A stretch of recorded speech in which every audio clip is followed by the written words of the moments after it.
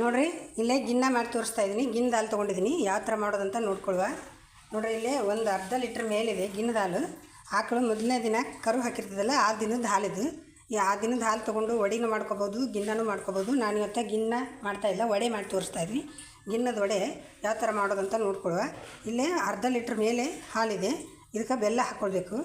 ಬೆಲ್ಲ ಒಳ್ಳೇದು ತೊಗೊಳ್ಳಿ, ಇದನ್ನು ಸೋದಿಸ್ಲಿಕ್ಕಿಲ್ಲ. ಹಾಗಾಗಿ ಡೈರೆಕ್ಟಾಗಿ ಇದ್ರಾಗ ಹಾಕ್ಕೊಂಡು ಕರಗಿಸ್ಬೇಕು. ಇದನ್ನ ಬೆಲ್ಲನ ಎಷ್ಟು ಬೇಕು ನೋಡಿಕೊಂಡು ಸಿಹಿಗೆ ಅನುಗುಣವಾಗಿ ಹಾಕ್ಕೊಳ್ಬೋದು.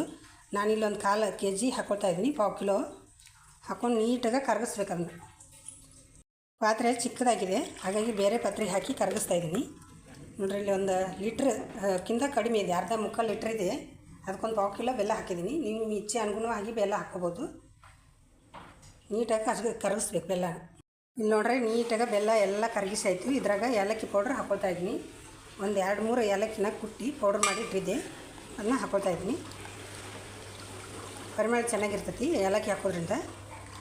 ಗಿನ್ನದ ಹಾಲು ಯಾವಾಗ ಸಿಕ್ಕಾಗಿ ಮಾಡ್ಕೊಂಡು ತಿನ್ನಬೇಕು. ಹೊಣ್ಣು ಕೊಟ್ಟರು ಗಿನ್ನು ಸಿಗೋದಿಲ್ಲ ಅಂತ ಹೇಳ್ತಾರೆ. ಆ ಥರ ಇರುವಾಗ ಯಾವಾಗ ಸಿಕ್ಕಾಗಿ ನಾವು ಮಾಡ್ಕೊಂಡು ತಿಂದರೆ ಆರೋಗ್ಯ ಕೂಡ ತುಂಬ ಒಳ್ಳೆಯದು. ಅವಾಗವಾಗ ಗಿನ್ನದ ಹಾಲು ನಮ್ಗೆ ಸಿಕ್ಕಿತಂದ್ರೆ ಮಾಡೋದು ಒಳ್ಳೇದಂತ ನನ್ನ ಅಭಿಪ್ರಾಯ.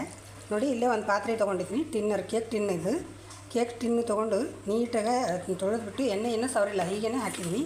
ಹೀಗೆ ಹಾಕಿ ಇದನ್ನು ಒಲೆ ಮ್ಯಾಗೆ ಇಡ್ತಾಯಿದ್ದೀನಿ ಕುದಿಲಿಕ್ಕೆ. ಸುಮ್ಮನೆ ಡೆಕೋರೇಷನ್ ನೋಡ್ಲಿಕ್ಕೆ ಚೆಂದ ಕಾಣಲಿ ಅಂತ ಮೇಲೆ ಸ್ವಲ್ಪ ಗಸಗಸೆ ಉದುರಿಸ್ತಾ ಇದ್ದೀನಿ. ಗಸಗಸೆ ಆಪ್ಷನಲ್, ಹಾಕಿದರೆ ಮಾತ್ರ ಚೆಂದ ಕಾಣ್ತದಂತ ಅಷ್ಟೇ. ಮತ್ತೇನು ಹುರಿದಿಟ್ಕೊಂತ ಅಂತ ಗಸಗಸೆ. ಪಾತ್ರೆದಾಗ ನೀರು ಹಾಕಿ ಕುದಿಲಿಕ್ಕೆ ಇಟ್ಟಿದ್ದೀನಿ. ಈ ಥರ ಮಧ್ಯೆ ಒಂದು ಸ್ಟ್ಯಾಂಡ್ ಇಟ್ಟಿದ್ದೀನಿ. ನೋಡಿ ಮಧ್ಯೆ ಒಂದು ಸ್ಟ್ಯಾಂಡ್ ಇಟ್ಬಿಟ್ಟು ನೀರು ಕುದಿಲಿಕ್ಕೆ ಇಟ್ಟಿದ್ದೀನಿ. ಈಗ ಇದನ್ನು ತಯಾರು ಮಾಡಿದಂಥ ಗಿನ್ನದ ಹಾಲಿನ ಪಾತ್ರೆ ಇದ್ರಾಗ ಇಟ್ಟಿರಬೇಕು.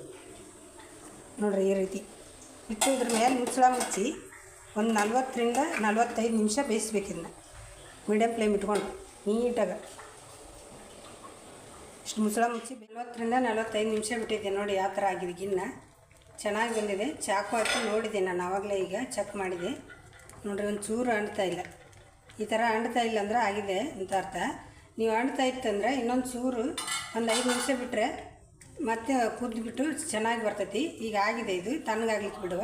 ಇಲ್ಲಿ ನೋಡ್ರಿ ಗಿನ್ನ ಎಲ್ಲ ತಣ್ಣಗಾಗಿದೆ. ತಣ್ಣಗಾದ್ಮೇಲೆ ಕಟ್ ಮಾಡಿ ತೋರಿಸ್ತಾ ಇದ್ದೀನಿ. ಸೈಡಲ್ಲೆಲ್ಲ ಫಸ್ಟ್ ಬಿಡಿಸ್ಕೊಳ್ಬೇಕು ಚಾಕುವಿಂದ ಬಿಡಿಸ್ಕೊಂಡು. ನೀವು ಈಗ ಇದರಲ್ಲೇ ಆದರೂ ಕಟ್ ಮಾಡ್ಬೋದು. ಕಡೆಗೆ ಸೈಡಲ್ಲಿ ತೆಗೆದು ಕಟ್ ಮಾಡ್ತೀನಿ ಅಂದರೆ ಹಾಗೇನೂ ಕಟ್ ಮಾಡ್ಬೋದು. ನಾನು ಇದರಲ್ಲೇ ಕಟ್ ಮಾಡಿ ತೋರಿಸ್ತಾ ಇದ್ದೀನಿ. ನೋಡಿ ಯಾವ ಥರ ಬೇಕು ಆ ಥರ ಕಟ್ ಮಾಡ್ಕೊಬೋದು. ಈಸಿಯಾಗಿ ನಮಗೆ ಯಾವ ಶೇಪಲ್ಲಿ ಬೇಕೋ ಆ ಶೇಪಲ್ಲಿ ಕಟ್ ಮಾಡಿಕೊಂಡ್ರೆ ಈಸಿಯಾಗಿ ಬರ್ತದೆ. ನೋಡಿರಿ ಕಟ್ ಮಾಡಿ ಆಯಿತು. ಈಗ ಮುಗಿಸಿ ಹಾಕೋತಾ ಇದ್ದೀನಿ ಒಂದು ತಾಟಿಗೆ.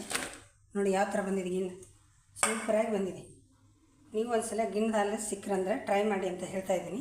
ನೋಡಿರಿ ಯಾವ ಥರ ಬಂದಿದೆ, ಸೂಪರ್ ಅಂದರೆ ಸೂಪರಾಗಿ ಬಂದಿದೆ. ನೋಡಿರಿ ರುಚಿಯಾದ ಗಿನ್ನದೊಡಿ 1 ಕಪ್ ಹಾಲಿದ್ರೆ ಯಾವ ಥರ ದಿಢೀರಂತ ಮಾಡ್ಕೊಳ್ಳೋದು ಅಂತ ನೋಡ್ಕೊಂಡು